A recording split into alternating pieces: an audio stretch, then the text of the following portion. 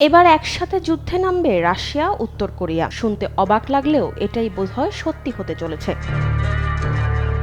বিশ্বমঞ্চে শুরু হয়েছে নতুন বিতর্ক। সেই বিতর্কিত চুক্তি রাশিয়া এবং উত্তর কোরিয়াকে নিয়ে। উত্তর কোরিয়ার গণমাধ্যম জানিয়েছে রাশিয়ার সঙ্গে সামরিক চুক্তি আরও জোরদার করা হয়েছে। দুদেশের কোনো একটি দেশ যদি সশস্ত্র আক্রমণ হয় তাহলে এক দেশের সেনা অপর দেশকে সাহায্য করবে। উত্তর কোরিয়ার সরকারি গণমাধ্যম KCNA থেকে জানা গেছে, দেশের প্রধান কিম জং উন ইতিমধ্যেই প্রজ্ঞাপন জারি করে রাশিয়ার সঙ্গে সামরিক চুক্তির অংশটি গ্রহণ করেছেন। তার আগে রাশিয়ার পার্লামেন্ট চুক্তির এই অংশটি গ্রহণ করেছিল।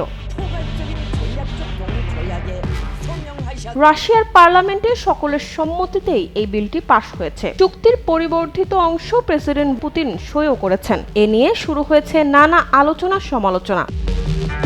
এর আগে জুন মাসে পুতিন উত্তর কোরিয়া সফরে থাকাকালীন উত্তর কোরিয়ার সঙ্গে সামরিক চুক্তি সই হয়েছিল রাশিয়ার, যা নিয়ে বিশ্বমঞ্চে যথেষ্ট বিতর্ক হয়েছিল। সেই বিতর্কিত চুক্তি এবার আরও পরিবর্তন করা হলো।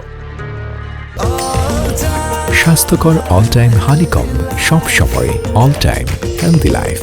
কিছুদিন আগে ইউক্রেন অভিযোগ করেছিল রাশিয়ার সীমান্তে ইউক্রেনের সেনার সঙ্গে উত্তর কোরিয়ার সেনাদের যুদ্ধ হয়েছে। এই ঘটনায় স্পষ্ট হয়ে গেছে যে উত্তর কোরিয়ার সেনা রাশিয়াকে সরাসরি সাহায্য করেছে এবং ইউক্রেন যুদ্ধে তারা ফ্রন্ট লাইনে যুদ্ধ করেছে।